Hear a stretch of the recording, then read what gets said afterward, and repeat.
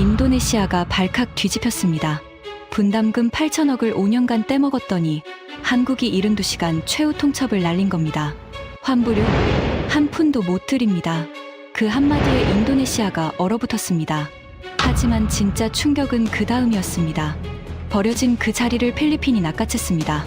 한국을 호구로 본 대가 30조 손실의 충격적인 전말을 지금 공개합니다. 시작하기 전 구독과 좋아요, 그리고 대한민국 화이팅 댓글로 한국을 응원해주세요. 저는 대한민국에 8천억 원을 날린 남자입니다. 아니, 정확히 말씀드리면 8천억이 끝이 아닙니다. 기술 이전 포기, 현지 생산 무산, 동남아, 전투기 시장에서의 완전한 배제까지 합치면 그 손실은 30조 원을 훌쩍 넘습니다. 제 조국 인도네시아가 감당해야 할 대가치고는 너무나 참혹한 숫자입니다. 지금 이 순간에도 자카르타 국방부 청사 어딘가에서는 제 이름이 욕과 함께 오르내리고 있을 겁니다. 아디샤 위자야, 그 멍청한 놈이 한국을 호구로 봤다가 나라를 망쳤다고 말입니다. 25년간 방산관료로 일하며 쌓아올린 명성이 단 72시간 만에 먼지처럼 흩어졌습니다. 하지만 저는 변명하지 않겠습니다. 대신 고백하겠습니다. 그날 밤, 제가 얼마나 어리석었는지를 말입니다. 모든 것은 2년 전 어느 무더운 밤에 시작되었습니다. 자카르타 국방부 본관 3층 연회장. 그곳의 공기는 끈적끈적한 열대의 습기와 프랑스산 샴페인 향이 기묘하게 뒤섞여 있었습니다. 천장에 매달린 크리스털 샹들리에가 수백 개의 빛 조각을 바닥에 뿌리고 있었고, 그 화려한 조명 아래서 우리 인도네시아 국방부 고위 관료들은 서로의 어깨를 두드리며 환호하고 있었습니다. 펑하는 소리와 함께 샴페인 코르크가 천장을 향해 날아올랐습니다. 거품이 병목을 타고 넘쳐흘렀고 누군가 서둘러 크리스털 잔을 내밀었습니다. 프랑스 다소사의 라팔 전투기 42대 도입 계약이 공식 체결된 밤이었습니다. 축배를 들지요. 신사숙녀 여러분. 수카르노 국방장관이 잔을 높이 들어올렸습니다. 그의 얼굴은 붉게 상기되어 있었고 금태 안경 너머로 보이는 눈동자는 승리감에 반짝이고 있었습니다. 오늘 우리는 역사를 썼습니다. 세계 최고의 전투기를 확보했습니다. 환호성이 터져 나왔습니다. 장성들의 훈장이 샹들리에 빛에 반사되어 번쩍였고 외교관들은 서로 악수를 나누며 축하 인사를 건넸습니다. 한쪽 구석에서는 프랑스 방산 관계자들이 능글맞은 미소를 지으며 이 광경을 지켜보고 있었습니다. 저는 그 화려한 파티장 창가에 서서 미지근해진 탄산수를 홀짝이고 있었습니다. 샴페인을 마시지 않은 건 무슬림이라서가 아니었습니다. 속이 좋지 않았기 때문입니다. 아니, 정확히 말하면 무언가 찜찜한 기분이 들어서였습니다. 물론 그 찜찜함의 정체는 곧 잊혀졌습니다. 제 옆으로 다가온 프랑스 무관 피에르가 제 어깨를 툭 치며 말했기 때문입니다. 아디샤, 저기 좀 봐. 그가 턱짓으로 가리킨 곳에는 대형 스크린이 걸려 있었습니다. 화면에는 한국의 KF-21 전투기 사진과 함께 공동개발 파트너, 인도네시아, 물량 축소 검토라는 뉴스 자막이 흐르고 있었습니다. 한국 친구들, 지금쯤 울고 있겠지? 피에르가 킬킬거리며 샴페인을 홀짝였습니다. 우리한테 라팔 팔아놓고 너희 한국 친구들은 완전히 물먹었네. 역시 무기 거래에서 을 따위를 찾는 건 바보들이나 하는 짓이야. 저는 아무 말도 하지 않았습니다. 부정할 필요가 없었으니까요. 그의 말이 틀리지 않았기 때문입니다. 적어도 그때까지는요. 한국은 우리 없이 절대 못해. 제 입에서 그 말이 흘러나온 건 그로부터 10분쯤 뒤였습니다. 수카르노 장관이 저를 불러 한쪽 구석으로 데려갔을 때 저는 자신만만하게 그렇게 보고했습니다. 장관님, KF-21 거는 걱정 안 하셔도 됩니다. 한국이 우리 없이 저 사업을 완수할 수는 없습니다. 우리가 20% 지분을 갖고 있고 분담금 없이는 개발비 충당이 불가능해요. 수카르노 장관이씨가 연기를 내뿜으며 물었습니다. 그래서 앞으로 어떻게 할 건가? 48대 전량 도입은 취소합니다. 대신 블록이 양산형 16대만 완제품으로 사주면 됩니다. 그 정도면 체면치해도 되고 한국도 입 다물 겁니다. 분담금은 이미 8천억 원을 냈으니 충분합니다. 나머지 8천억은 안 내도 됩니다. 한국이 뭐라고 하면 예산 문제라고 하면 그만이에요. 어차피 걔네가 먼저 제안한 사업이니까 을의 입장에서 우리한테 함부로 못합니다. 장관의 입꼬리가 올라갔습니다. 좋아. 자네 말대로 하지. 한국 측에는 적당히 통보하고 저는 고개를 숙여 인사했습니다. 가슴이 뿌듯했습니다. 10조 원짜리 라파를 손에 넣고 4조 8천억짜리 KF21 분담금은 절반만 내고 빠지는 거래라니. 이 정도면 역대급 협상 아닌가요? 그날 밤 연회장을 나서며 저는 자카르타의 밤하늘을 올려다봤습니다. 별은 보이지 않았지만 제 앞날은 그 어느 때보다 밝게 빛나는 것 같았습니다. 한국은 끝났어. 저도 모르게 중얼거렸습니다. 그리고 그 말이 얼마나 어리석은 예언이었는지는 72시간 후에야 깨닫게 됩니다. 라파엘 계약 축하연이 끝난 다음 날, 저는 제 집무실에서 8년간의 협상 기록을 정리하고 있었습니다. 한국과의 KF21 공동개발 사업, 그 두툼한 파일을 넘기며 저는 씁쓸한 미소를 지었습니다. 아, 이건 정말 길고 긴 게임이었지. 모든 건 8년 전에 시작되었습니다. 그해 봄, 서울 용산의 어느 회의실, 저는 인도네시아 국방부 대표단의 일원으로 그 자리에 앉아 있었습니다. 당시 저는 막 국장으로 승진한 40대 중반의 야심찬 관료였습니다. 회의 테이블 건너편에는 한국방위사업청 관계자들이 빼곡히 앉아 있었습니다. 그들의 손에는 KF-X, 훗날 KF-21이 될 차세대 전투기 개발 계획서가 들려 있었습니다. 인도네시아 측의 참여를 진심으로 환영합니다. 한국 측 수석 대표가 공손하게 고개를 숙였습니다. 이번 공동개발 사업은 양국 방산협력의 새로운 이정표가 될 것입니다. 인도네시아는 총 개발비의 20%를 분담하시고 그 대가로 기술 이전, 현지 생산권, 그리고 48대 우선 도입권을 갖게 됩니다. 저는 그들의 말을 들으며 속으로 계산기를 두드렸습니다. 총 개발비 8조 8천억 원의 20%면 1조 7천억 원 남짓. 적은 돈은 아니지만 그 대가로 4.5세대 전투기 기술을 고스란히 손에 넣을 수 있다면 남는 장사 아닌가요? 게다가 한국이 먼저 제안해 온 사업이었습니다. 그들에게 우리는 꼭 필요한 파트너였습니다. 분담금이 없으면 개발비 충당이 어렵고 우리가 빠지면 사업 자체가 흔들릴 판이었습니다. 저는 옆에 앉은 상관에게 조용히 속삭였습니다. 한국이 의리입니다. 우리가 유리해요. 그 판단은 이후 8년간 인도네시아의 협상 전략을 지배하게 됩니다. 첫 해는 순탄했습니다. 분담금 1차분이 제때 납부되었고 양국 기술진의 교류도 활발히 이루어졌습니다. 한국의 사천 공장에서는 저를 포함한 인도네시아 관료단을 위한 환영 만찬이 열렸고 양측은 미래에 대한 장밋빛 청사진을 나누었습니다. 하지만 2년차부터 상황이 달라지기 시작했습니다. 분담금 납부가 좀 지연되고 있습니다. 국내 예산 편성 문제로요. 저는 한국 측에 그렇게 통보했습니다. 물론 거짓말이었습니다. 예산은 있었습니다. 다만 국방장관이 바뀌면서 우선순위가 조정되었을 뿐입니다. 신임 장관은 KF-21보다 해군력 증강에 관심이 많았습니다. 한국의 반응은 어땠을까요? 알겠습니다. 사정이 그러시다면 조금 기다리겠습니다. 놀랍도록 순순했습니다. 저는 그때 확신했습니다. 역시 한국은 느리구나. 배째라 하면 꼼짝 못하는구나. 3년 차에는 더 대담하게 나갔습니다. 추가 기술 이전을 요청합니다. AESA 레이더 핵심 모듈과 전자전 장비 설계도요. 한국 측은 난색을 표했습니다. 그건 미국의 기술 통제 대상이라 이전이 불가능하다는 겁니다. 그렇다면 분담금 납부를 재검토해야겠군요. 제가 그렇게 압박하자 한국 담당자의 얼굴이 굳어졌습니다. 하지만 일주일 뒤 그들은 기술 협력 범위 확대 검토라는 답변을 보내왔습니다. 협박이 통했습니다. 5년 차가 되자 저는 아예 노골적으로 나갔습니다. 앞으로 분담금을 추가 납부하기 어렵겠습니다. 국가 재정 상황이 좋지 않습니다. 이미 8천억 원을 납부한 상태였고 남은 8천억 원에 대한 지불 거부 선언이었습니다. 노골적인 계약 위반이었습니다. 한국은 어떻게 반응했을까요? 소송을 걸어올 거라 예상했습니다. 최소한 강력한 항의라도 있을 거라 생각했습니다. 하지만 돌아온 답변은 이랬습니다. 유감입니다. 하지만 협상을 통해 해결 방안을 모색해 보겠습니다. 저는 코웃음을 쳤습니다. 역시나. 한국은 역시 만만했습니다. 그 무렵 저는 후배들에게 이렇게 훈시하곤 했습니다. 한국을 상대할 때는 기억해. 걔네는 협상이 약해. 거세게 나가면 알아서 물러나. 우리가 빠지면 사업이 망하니까. 을은 을답게 굴 수밖에 없는 거야.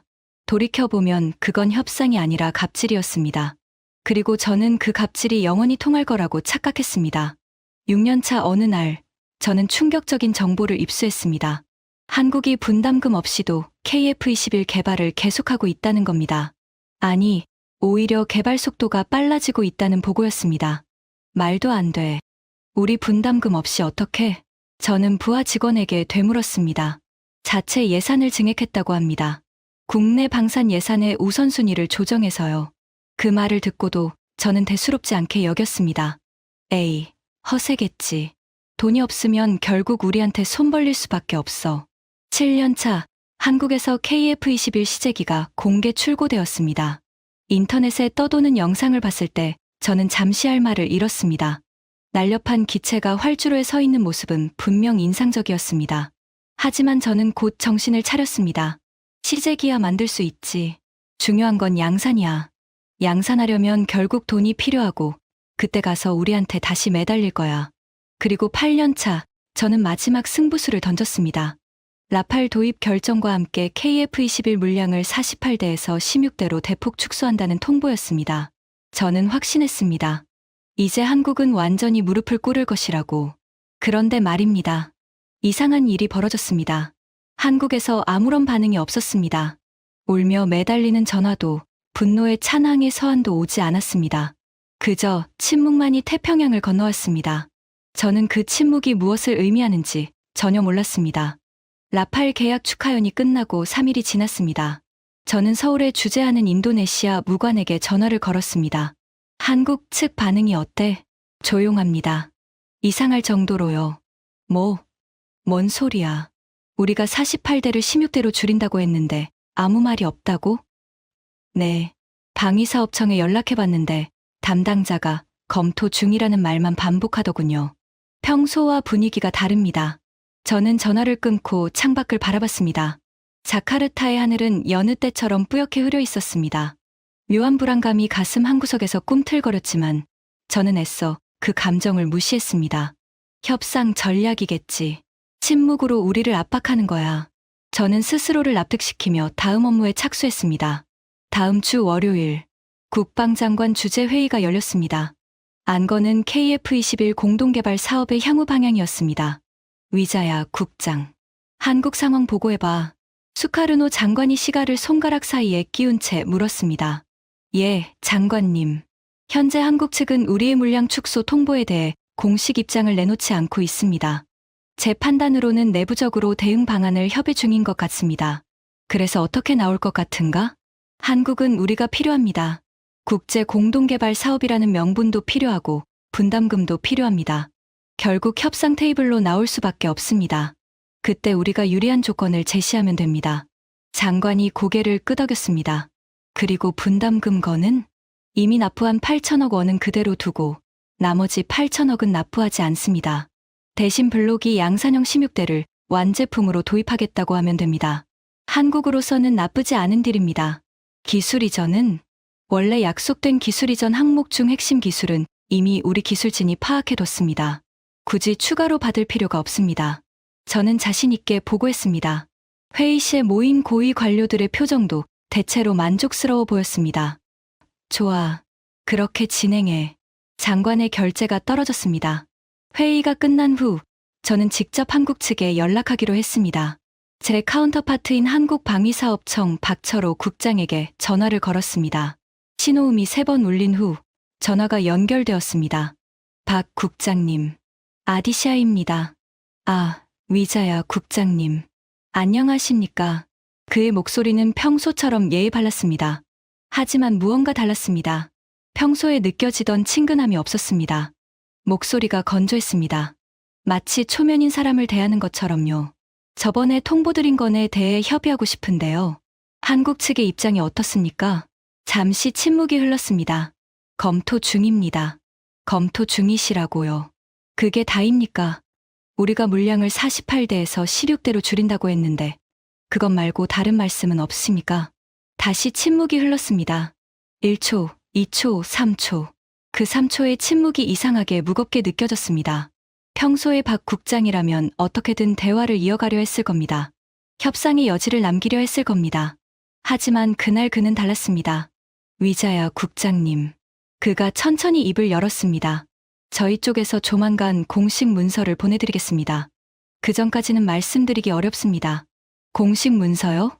무슨 내용인데요? 기다려 주십시오. 조만간 알게 되실 겁니다. 그리고 전화가 끊겼습니다. 저는 한참 동안 수화기를 든 채 멍하니 서 있었습니다. 심장이 이상하게 뛰고 있었습니다. 콩닥콩닥 불규칙하게. 뭐지?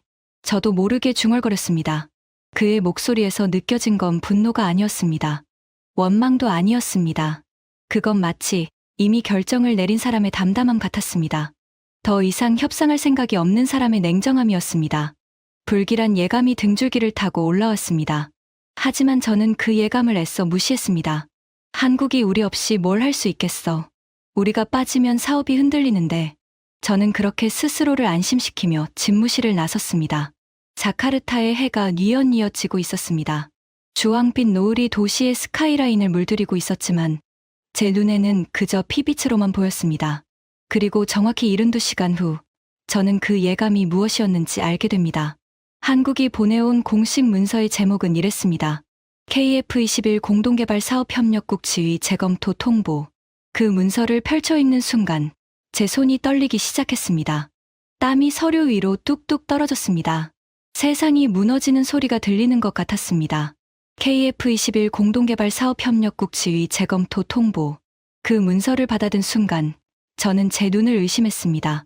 손가락 끝이 차갑게 식어갔고 심장이 불규칙하게 뛰기 시작했습니다. 재검토? 무슨 재검토?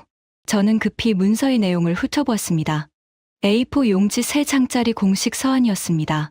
대한민국 방위사업청장 직인이 선명하게 찍혀 있었고 외교부 공동 발신 표기도 있었습니다.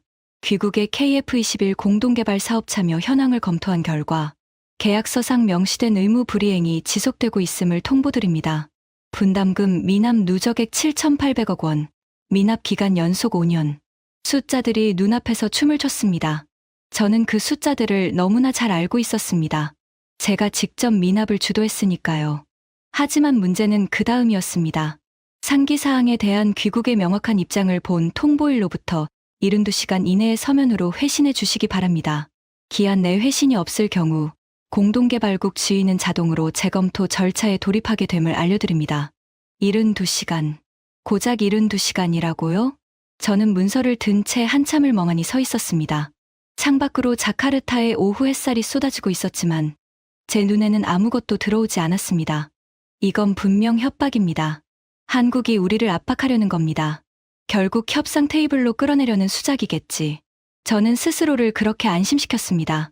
하지만 이상했습니다. 정말 이상했습니다. 그동안 한국은 우리가 분담금을 미납해도 한 번도 이런 식으로 나온 적이 없었습니다. 항상 조용히 기다려주었습니다. 사정이 있으시겠지요. 협의해보겠습니다. 그런 온순한 답변만 돌아왔습니다. 그런데 갑자기 72시간 최후 통첩이라니? 저는 급히 서울 주재 무관에게 전화를 걸었습니다. 지금 한국 분위기가 어때? 이상합니다, 국장님. 방사청 담당자들이 저를 피하고 있어요. 평소에는 먼저 연락해서 식사 제안도 하던 사람들인데 요즘은 전화해도 안 받습니다. 뭐라고? 그리고 청와대 쪽에서 움직임이 있다는 소문이 있습니다. 대통령 직속 방산비서관실에서 KF21 관련 긴급 보고를 받았다는 얘기가 돌고 있어요. 등줄기에 식은땀이 흘렀습니다. 그게 무슨 소리야? 한국 대통령이 직접 나선다고? 확인된 건 아닙니다. 하지만 분위기가 심상치 않습니다. 전화를 끊고 저는 한참을 생각에 잠겼습니다. 설마 진짜로 우리를 내치려는 건 아니겠지. 우리가 빠지면 한국도 손해인데. 국제 공동개발이라는 명분도 사라지고 분담금도 못 받게 되는데. 저는 여전히 한국을 얕보고 있었습니다. 그들이 우리 없이는 못할 거라고 확신했습니다. 그날 저녁 수카르노 국방장관에게 보고하러 갔습니다. 장관님, 한국에서 공식 문서가 왔습니다. 72시간 내로 입장을 밝히라는 내용입니다. 장관은 시가를 피우며 서류를 훑어보았습니다. 그의 표정은 담담했습니다. 협박이군. 결국 협상하자는 거잖아. 저도 그렇게 생각합니다. 그래서 어떻게 할 건가? 저는 자신 있게 대답했습니다. 일단 시간을 끌어봅시다. 72시간 안에 답장은 하되 구체적인 언급은 피하고 검토 중이라고만 하면 됩니다. 한국은 결국 우리가 필요합니다. 조금만 더 버티면 그쪽에서 먼저 조건을 낮춰올 겁니다. 장관이 고개를 끄덕였습니다. 좋아. 자네 판단을 믿겠네. 저는 장관실을 나서며 안도의 한숨을 쉬었습니다. 이 정도면 괜찮아. 한국은 항상 그랬으니까. 결국 우리한테 매달릴 수밖에 없어. 하지만 그것은 제 인생 최악의 오판이었습니다. 다음 날 아침, 저는 평소처럼 출근했습니다. 비서가 커피를 가져다 주었고, 저는 어젯밤 작성한 한국 측 회신 초안을 검토하고 있었습니다. 그때 전화벨이 울렸습니다. 서울 주재 무관이었습니다. 국장님, 큰일 났습니다. 그의 목소리가 떨리고 있었습니다. 저는 직감적으로 뭔가 잘못되었음을 느꼈습니다. 무슨 일인데? 한국 언론에 기사가 떴습니다. 인도네시아 KF-21 공동개발 사실상 퇴출 수순이라는 제목으로요. 뭐라고? 방위사업청 관계자 발언이 인용됐는데요. 인도네시아가 계약 의무를 이행하지 않을 경우 우리는 독자 개발로 전환할 준비가 되어 있다고 했답니다. 심장이 쿵 내려앉았습니다. 독자 개발. 우리 없이? 말도 안 돼. 그건 허세야. 우리 분담금 없이 어떻게 개발을. 그게 아닙니다, 국장님. 무관의 다음 말이 저를 얼어붙게 만들었습니다. 한국 정부가 KF-21 개발 예산을 2조 원 추가 편성했다는 뉴스도 함께 나왔습니다. 이미 국회 통과까지 완료됐다고 합니다. 2조 원. 그 숫자가 머릿속에서 맴돌았습니다. 우리가 미납한 분담금의 2배가 넘는 금액을 한국이 스스로 메웠다는 겁니다. 그리고요, 국장님. 또 뭐가 있어? 한국 여론이 심상치 않습니다. 포털 사이트 실시간 검색어 1위가 인도네시아 배신입니다. 댓글들이 차마 번역해서 읽어드리기 어려울 정도입니다. 저는 전화를 끊고 책상에 주저앉았습니다.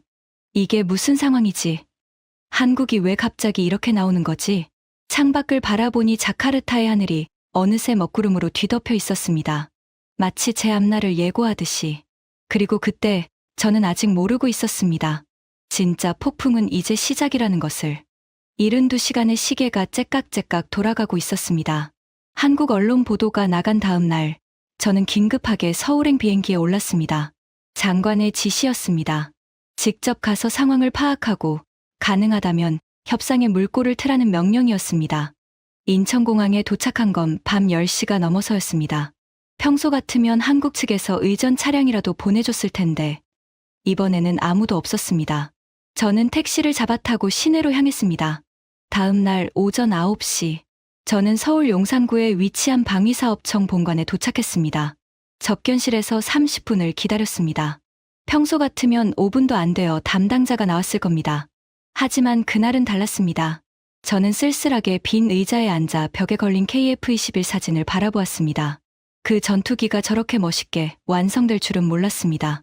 솔직히 말하면 저는 KF-21이 제대로 개발될 거라고 생각하지 않았습니다.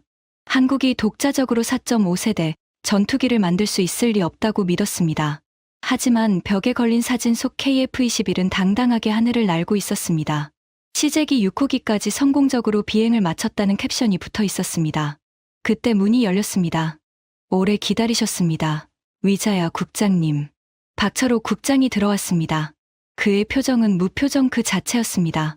예전에 만날 때마다 보여주던 온화한 미소가 완전히 사라져 있었습니다. 박 국장님, 오랜만입니다. 저는 자리에서 일어나 악수를 청했습니다. 그가 제 손을 잡았지만 그 악수는 차갑고 짧았습니다. 앉으시지요. 우리는 마주 앉았습니다. 테이블 위에는 두꺼운 서류 파일이 놓여 있었습니다. 본론부터 말씀드리겠습니다. 박 국장이 서류를 펼쳤습니다. 인도네시아 측의 분담금 미납 현황입니다. 2019년부터 현재까지 5년 연속 미납, 누적 미납액 7,800억 원, 약속된 기술인력 파견 이행률 34%, 공동개발 의무조항 준수율 41%, 숫자들이 차갑게 나열되었습니다. 저는 아무 말도 할 수 없었습니다. 전부 사실이었으니까요. 그리고 이건 지난달 인도네시아가 프랑스와 체결한 라팔 전투기 계약서입니다. 그가 또 다른 서류를 꺼냈습니다. 42대 81억 달러. 원화로 환산하면 약 10조 7천억 원입니다. 그의 눈이 저를 똑바로 바라보았습니다. 분담금 낼 돈이 없다고 하셨죠. 그런데 10조짜리 전투기는 살 돈이 있으셨군요. 저는 입술을 깨물었습니다. 변명의 여지가 없었습니다. 박 국장님, 그건 상황이 복잡해서. 위자야 국장님. 그가 제 말을 잘랐습니다. 저희도 8년을 기다렸습니다. 8년이요. 분담금이 늦어져도 기다렸습니다. 기술인력이 안 와도 기다렸습니다. 약속이 깨져도 기다렸습니다. 그의 목소리는 낮았지만 그 안에 담긴 무게는 무거웠습니다. 하지만 이제는 안 됩니다. 더 이상 기다릴 수 없습니다. 무슨 말씀이십니까? 우리가 공동개발국인데. 공동개발국이요? 박 국장이 쓴웃음을 지었습니다. 공동개발국이 8년간 분담금을 안 내면서 다른 나라 전투기를 10조 주고 사는 겁니까? 그게 공동개발입니까? 할 말이 없었습니다. 저희 엔지니어들이 밤을 새워 개발한 기술을 인도네시아 파견단이 USB에 담아가는 것도 눈 감아줬습니다. 설계 도면이 유출되는 것도 참았습니다. 언젠가는 제대로 협력할 거라고 믿었으니까요. 저는 등에서 식은땀이 흐르는 것을 느꼈습니다. 그 일을 알고 있었다니. 하지만 라팔 계약 소식을 들었을 때 저희는 결심했습니다. 박 국장이 천천히 말했습니다. 더 이상은 호구짓 하지 않겠다고요. 호구. 그 단어가 저를 때렸습니다. 한국이 스스로를 그렇게 표현하다니. 박 국장님, 협상합시다. 분담금 문제는 협상이요? 그가 고개를 저었습니다. 위자야 국장님. 72시간 드렸습니다. 명확한 이행 계획을 제출해 주십시오. 미납 분담금 7,800억 원 전액 상환 일정, 향후 분담금 납부 보증 방안, 기술인력 파견 정상화 일정. 이 세 가지가 72시간 내로 서면으로 제출되지 않으면 그가 서류를 덮었습니다. 공동개발국 지위 재검토가 아니라 공동개발국 자격 박탈로 가게 됩니다. 자격 박탈. 그게 무슨 말씀이십니까? 우리가 이미 낸 분담금 8천억은요? 계약서 47조 3항을 보셨습니까? 박 국장이 계약서 페이지를 펼쳤습니다. 일방의 계약 의무 중대 위반 시 상대방은 수령한 분담금 및 기술 이전 비용에 대해 반환 의무를 지지 아니한다. 저는 그 조항을 뚫어져라 바라보았습니다. 분명 8년 전 제가 직접 검토한 계약서였습니다. 하지만 그때는 이 조항이 적용될 일이 없을 거라고 생각했습니다. 우리가 갑이니까요. 8천억을 한 푼도 못 돌려받는다는 겁니까? 그렇습니다. 박 국장의 대답은 짧고 명확했습니다. 72시간 드립니다. 그 안에 결정해 주십시오. 그가 자리에서 일어났습니다. 배웅은 직원이 해드릴 겁니다. 서울에서 좋은 하루 보내시기 바랍니다. 그리고 그는 돌아보지 않고 방을 나갔습니다. 저는 텅 빈 접견실에 혼자 남겨뒀습니다. 창밖으로 서울의 겨울 하늘이 보였습니다. 회색빛 구름 사이로 차가운 바람이 불고 있었습니다. 8천억. 그 돈이 한순간에 사라질 수도 있다는 현실이 믿기지 않았습니다. 저는 급히 자카르타로 전화를 걸었습니다. 장관님, 상황이 예상보다 심각합니다. 한국이 진짜로 우리를 자르려 합니다. 자카르타로 돌아온 저는 곧바로 긴급회의에 소집되었습니다. 국방부 대회의실. 장관을 비롯한 고위 관료 15명이 모여 있었습니다. 분위기는 무거웠습니다. 그래서 한국이 정말로 우리를 내친다는 건가? 수카르노 장관이 물었습니다. 아직 최종 결정은 아닙니다. 하지만 그들의 태도는 분명했습니다. 72시간 안에 분담금 전액 상환 계획을 제출하지 않으면 자격 박탈이라고 했습니다. 7,800억을 72시간 안에 내놓으라고? 미쳤군. 재무 담당 차관이 고개를 저었습니다. 불가능합니다. 그만한 예산을 긴급 편성하는 건 최소 6개월은 걸립니다. 그럼 어떻게 하지? 회의실에 침묵이 흘렀습니다. 그때 누군가가 말했습니다. 이미 낸 8천억이라도 돌려받을 수 있는 방법은 없습니까? 저는 고개를 저었습니다. 계약서에 명시되어 있습니다.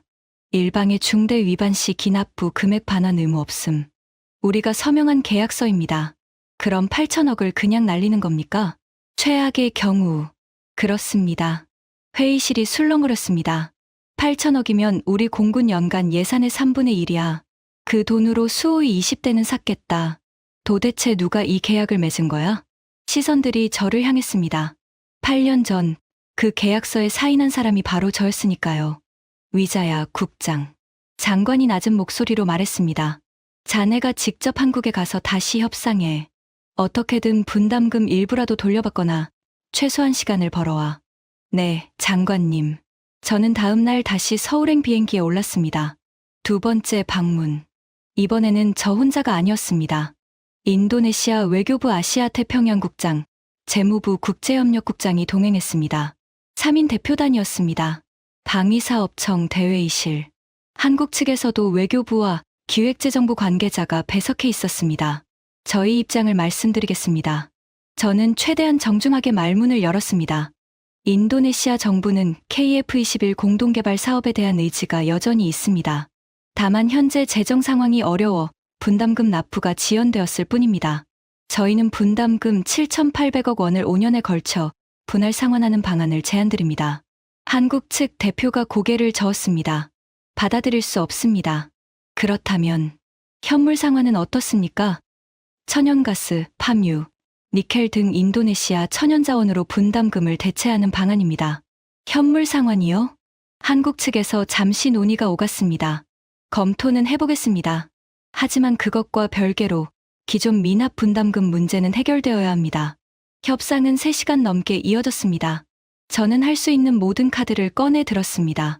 분할 상환, 현물 대체, 일부 감면 요청, 심지어 KF-21 도입 물량 확대 약속까지.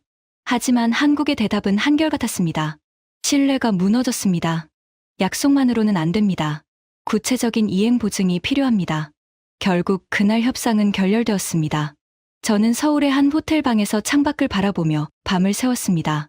한강의 불빛이 아련하게 빛나고 있었습니다. 어디서부터 잘못된 걸까?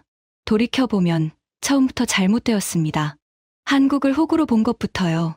다음 날 아침, 저는 마지막 시도를 했습니다. 박철호 국장에게 개인적으로 전화를 걸었습니다. 박 국장님, 개인적으로 부탁드립니다. 시간을 좀 더 주십시오. 1개월만 더요. 전화기 너머로 한숨 소리가 들렸습니다. 위자야 국장님. 저도 8년간 국장님과 일하면서 정이 들었습니다. 하지만 이건 제 선에서 결정할 수 있는 문제가 아닙니다. 청와대까지 올라갔습니까? 대통령께서 직접 보고를 받으셨습니다. 더 이상 끌려다니지 말라는 지시가 내려왔습니다. 심장이 철렁 내려앉았습니다. 위자야 국장님. 솔직히 말씀드리겠습니다. 박 국장의 목소리가 낮아졌습니다. 저희도 인도네시아가 필요합니다. 수출 시장으로서, 전략적 파트너로서. 하지만 지금까지처럼은 안 됩니다. 인도네시아가 저희를 호구로 보는 한 어떤 협력도 불가능합니다. 호구. 또 그 단어였습니다. 저희가 호구였습니까? 정확히 말하면 호구 취급을 당했습니다. 박 국장이 말했습니다. 분담금 안내도 기다려주고 기술 유출되어도 눈 감아주고 다른 나라 전투기 사도 아무 말 안 하고 그게 호구 아니면 뭡니까? 저는 아무 말도 할 수 없었습니다. 이제 저희는 변하기로 했습니다. 더 이상 호구짓은 안 합니다. 72시간 정확히 지킬 겁니다. 전화가 끊겼습니다. 그리고 정확히 72시간이 지났습니다. 한국방위사업청은 공식 보도자료를 냈습니다. 인도네시아 KF-21 공동개발국 지위 사실상 상실. 분담금 미납에 따른 계약 위반으로 공동개발 참여 종료. 기납 후 분담금 반환 의무 없음. 8천억 원이 공중으로 사라지는 순간이었습니다. 한국의 발표가 나간 직후 인도네시아 국내 언론들이 들끓었습니다. 한국, 인도네시아 배신, 8천억 먹튀, KF-21 사업, 한국의 일방적 통보로 결렬, 부당한 한국, 분담금 반환 거부. 헤드라인들은 하나같이 한국을 비난했습니다. 마치 우리가 피해자인 것처럼요. 하지만 국제 언론의 반응은 달랐습니다. 영국 제인스 디펜스는 이렇게 보도했습니다. 인도네시아 KF-21 분담금 미납으로 공동개발에서 제외. 전문가들, 당연한 결과, 평가. 미국 디펜스 뉴스도 마찬가지였습니다. 한국, 무임승차 파트너 인도네시아와 결별. KF-21 독자 개발 본격화. 세계는 우리를 피해자가 아닌 가해자로 보고 있었습니다. 하지만 진짜 충격은 그로부터 3주 후에 찾아왔습니다. 저는 평소처럼 아침 뉴스를 보고 있었습니다. 커피 한 잔을 손에 들고 TV 앞에 앉아 있었는데 갑자기 속보 자막이 흘러나왔습니다. 속보 필리핀 KF-21 전투기 24대 도입 양해각서 체결. 커피잔이 제 손에서 미끄러졌습니다. 뭐라고? 화면에는 마닐라 국방부에서 열린 서명식 장면이 비치고 있었습니다. 필리핀 국방장관과 한국 방사청장이 악수를 나누고 있었습니다. 필리핀, 아시아 최초 KF-21 해외 도입국 확정. 규모 약 50억 달러. 기술 이전 및 현지 정비 협력 포함. 50억 달러. 원화로 6조 원이 넘는 금액이었습니다. 저는 급히 채널을 돌렸습니다. 한국 뉴스였습니다. 기자가 흥분된 목소리로 보도하고 있었습니다. 필리핀은 KF-21 도입을 위해 국내법까지 개정했습니다. 기존에는 해외 무기 도입 시 미국과 협의해야 하는 조항이 있었는데 이를 한국산 무기에는 적용하지 않는 특례 조항을 신설한 것입니다. 법까지 바꿨다고? 필리핀 국방장관은 기자회견에서 이렇게 말했습니다. 화면이 전환되었습니다. 필리핀 국방장관이 기자들 앞에서 말하고 있었습니다. KF-21은 가격 대비 성능이 세계 최고입니다. 우리는 이 기회를 절대 놓치지 않을 것입니다. 그리고 그 다음 말이 저를 얼어붙게 만들었습니다. 인도네시아가 버린 기회를 우리가 잡았습니다. 솔직히 감사하게 생각합니다. 화면 속 기자들이 웃었습니다. 필리핀 장관도 웃었습니다. 저는 웃을 수가 없었습니다. 인도네시아가 버린 기회. 그 말이 가슴에 비수처럼 박혔습니다. 그날 저녁 수카르노 장관에게 불려갔습니다. 필리핀 뉴스 봤나? 네, 장관님. 자네 생각은? 저는 솔직하게 말했습니다. 우리가 실수했습니다. 한국을 너무 얕봤습니다. 장관은 아무 말 없이 창밖을 바라보았습니다. 자카르타의 야경이 반짝이고 있었지만 그의 표정은 어두웠습니다. 필리핀이 법까지 바꿔서 KF-21을 사갔다. 그런데 우리는 8년간 분담금도 제대로 안 냈어. 죄송합니다, 장관님. 사과는 됐어. 장관이 돌아보았습니다. 문제는 이게 끝이 아니라는 거야. 무슨 말씀이십니까? 폴란드도 KF-21에 관심을 보이고 있다는 정보가 있어. 말레이시아도, UAE도. 저는 말문이 막혔습니다. 우리가 빠진 자리를 다른 나라들이 줄 서서 채우고 있다는 거야. 우리가 버린 게 뭔지 알아? 장관이 책상 위에 서류를 집어들었습니다. 4.5세대 전투기 기술 이전, 현지 생산권, 우선 도입권, 동남아 방산시장 주도권. 그가 서류를 내려놓았습니다. 이 모든 걸 우리가 발로 찼어. 라팔 42대 사겠다고.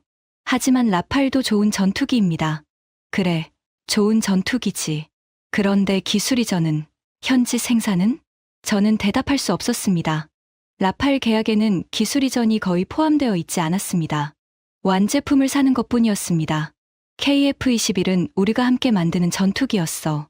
기술을 배우고 나중에 우리 손으로 만들 수 있는 전투기.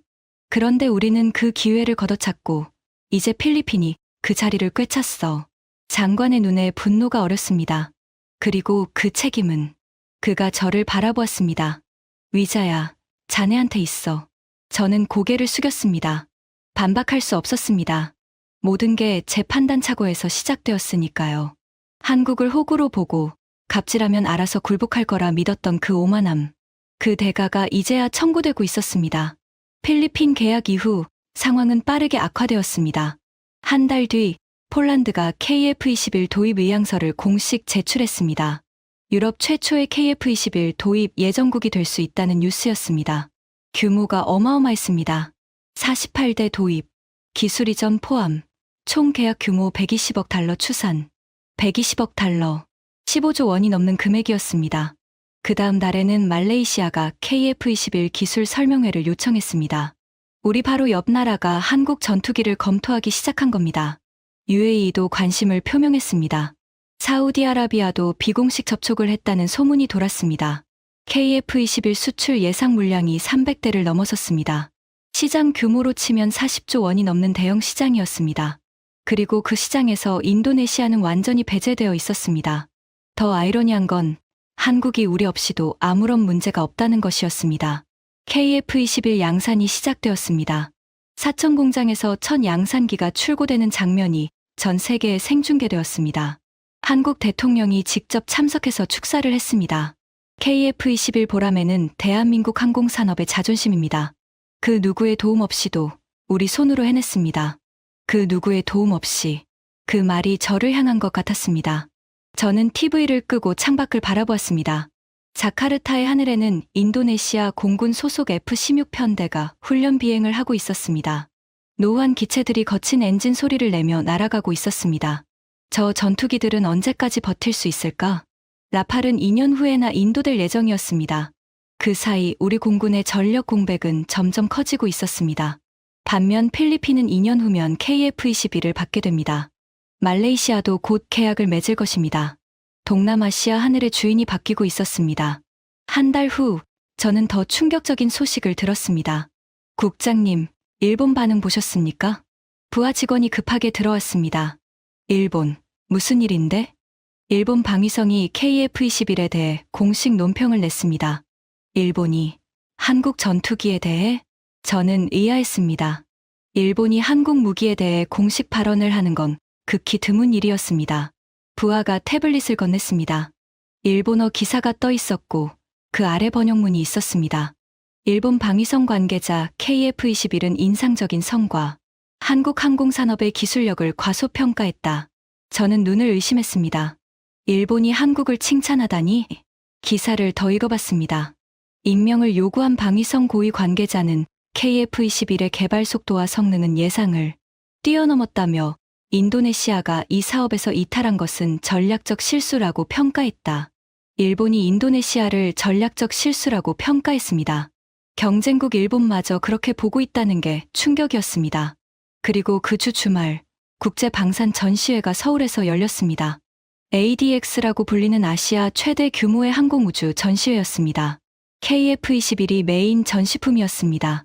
실물 기체가 전시장 한가운데에 놓였고 각국 바이어들이 줄을 서서 설명을 들었습니다. 뉴스 화면에는 각국 군 관계자들이 KF-21 주변에 모여 있는 장면이 비쳤습니다. 필리핀 국방장관, 폴란드 국방차관, 말레이시아 공군참모 총장, UAE 방산청장. 화면 어디에도 인도네시아 관계자는 보이지 않았습니다. 우리는 초대받지 못했습니다. 아니, 초대받았지만 참석하지 않았습니다. 체면 때문에 저는 TV를 끄고 눈을 감았습니다. 도미노가 쓰러지고 있었습니다. 한국을 호구로 본 그 오만함이 이제 우리에게 도미노처럼 무너져 내리고 있었습니다. 분담금 8천억을 날리고 기술 이전 기회를 날리고 현지 생산권을 날리고 동남아 방산 주도권을 날리고 있었습니다. 그리고 아직 끝이 아니었습니다. 진짜 지옥은 라팔이 도착한 후에 시작될 터였습니다. 1년이 흘렀습니다. 자카르타 한림 공군기지. 저는 활주로 옆 경납고 앞에 서 있었습니다. 눈앞에는 우리가 그토록 자랑스러워했던 라팔 전투기가 서 있었습니다. 하지만 그 모습은 제가 상상했던 것과 달랐습니다. 6대의 라팔 중 4대가 경납고 안에 멈춰 서 있었습니다. 정비 중이라는 표지판이 붙어 있었지만 사실은 부품이 없어서 비행을 못하는 상태였습니다. 정비 현황이 어떻습니까?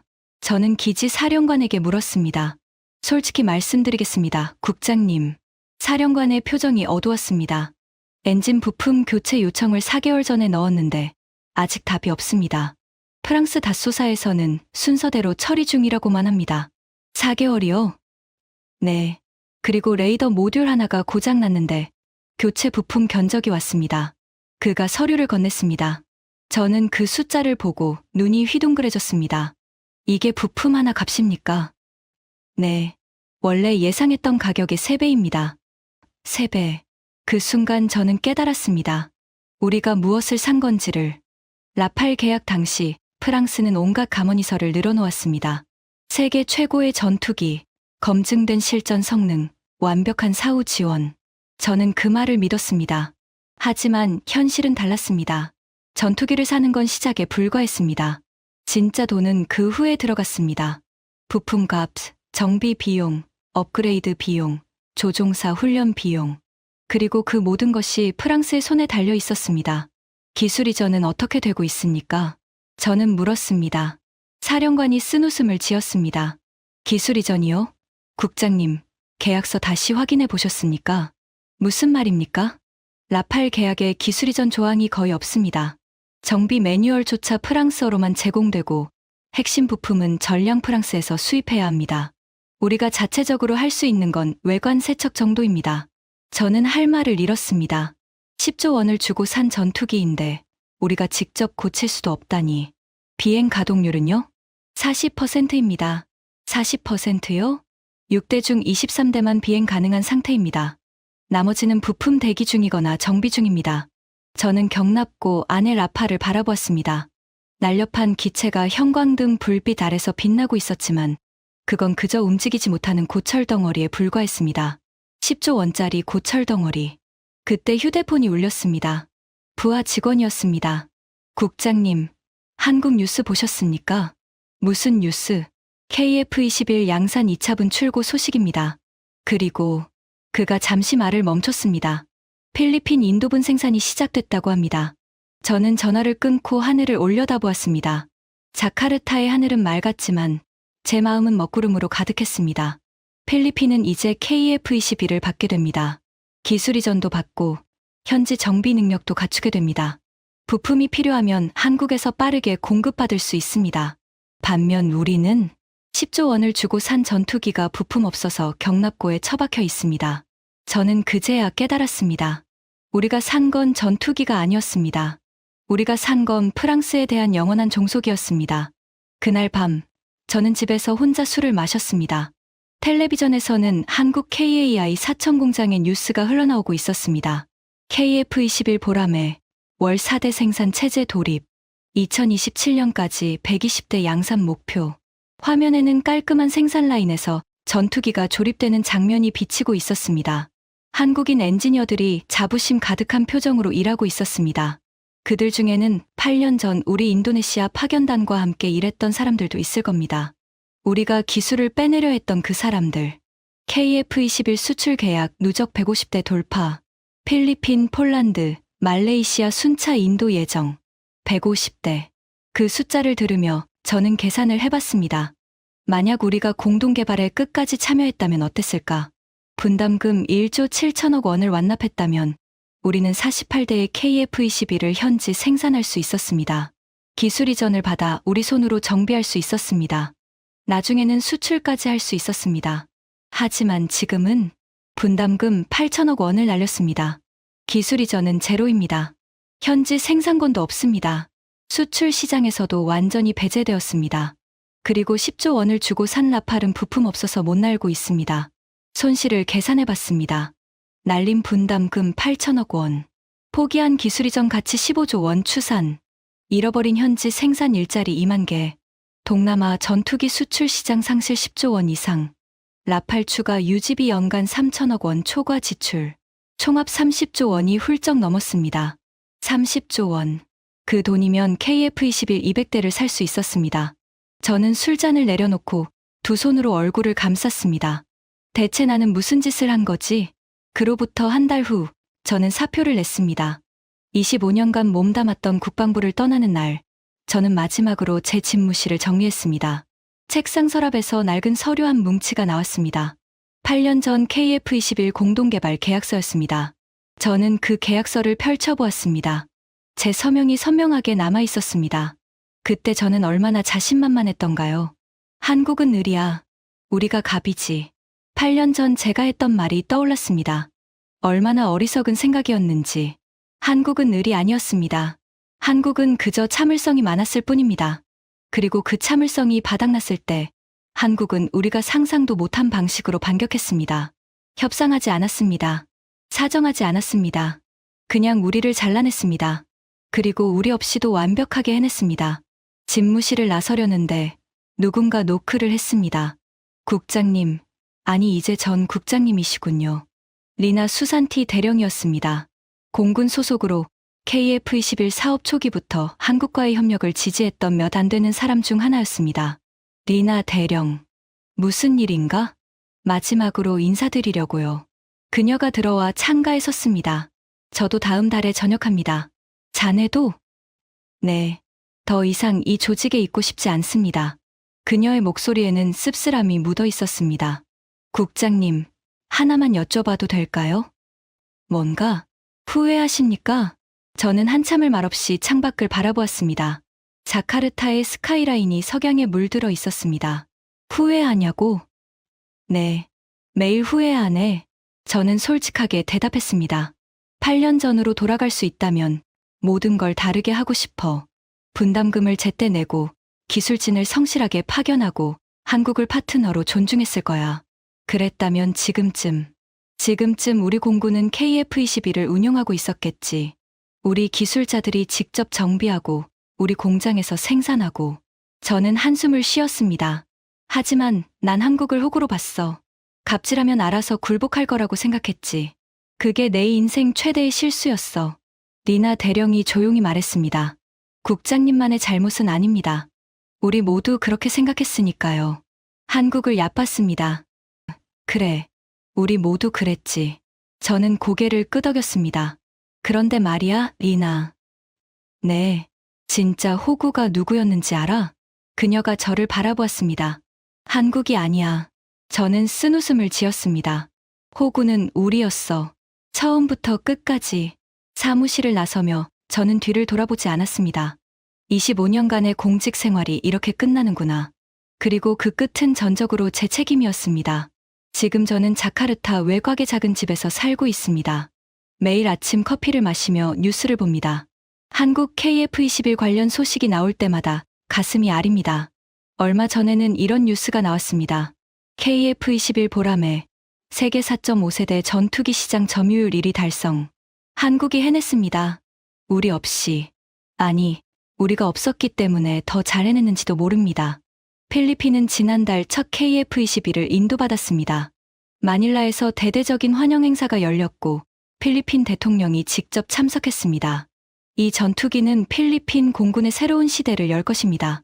뉴스에서 필리핀 대통령이 말하는 걸 보며 저는 생각했습니다.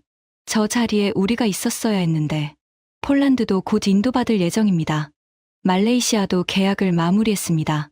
심지어 사우디아라비아까지 관심을 보이고 있다고 합니다.